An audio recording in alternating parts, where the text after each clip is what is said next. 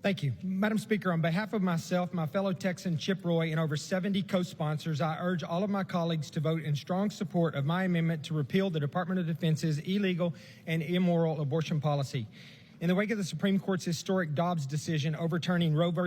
Wade, the Biden administration immediately set out to sidestep the court's ruling and circumvent the law wherever possible.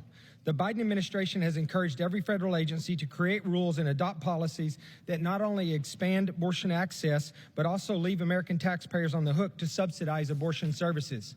As evidence of this, October of last year, the Secretary of Defense released a memo titled Ensuring Access to Reproductive Health Care. This memo outlined the steps to be taken by the department in order to use taxpayer dollars to provide service members and their dependents access to abortions and allow for taxpayer dollars to be used so healthcare providers can obtain the licensing required to perform such procedures.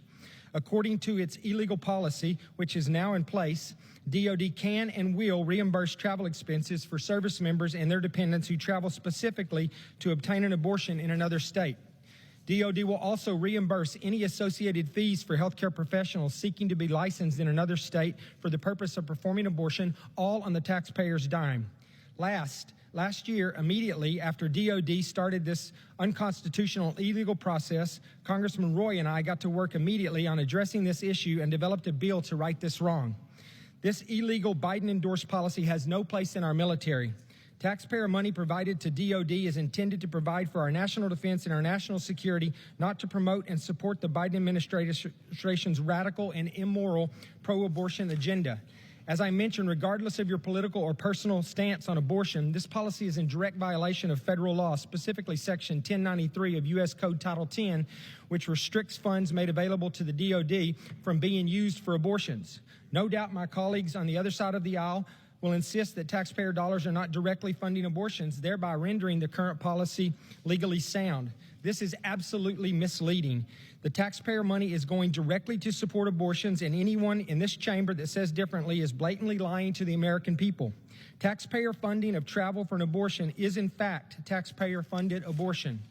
Abortion is the sole reason for these travel expenses, and this is in clear violation of existing law. My Democratic colleagues want me to blame me, Senator Tuberville, and my colleagues like Congressman Roy for jeopardizing readiness. However, it is the Biden administration who has sidestepped existing law and given the department permission to take this illegal action. This has left us with no choice but to take corrective measures and pass additional legislation. The days of the radical left ignoring the law and pushing their destructive social agenda in the military are done. I absolutely will not waver in my defense of the rule of law, therefore ensuring that taxpayer money is not used to kill innocent babies, and in doing so also ensure that our military service members can focus on the jobs that they have in front of them and their families instead of being used for the political gain of the Biden administration.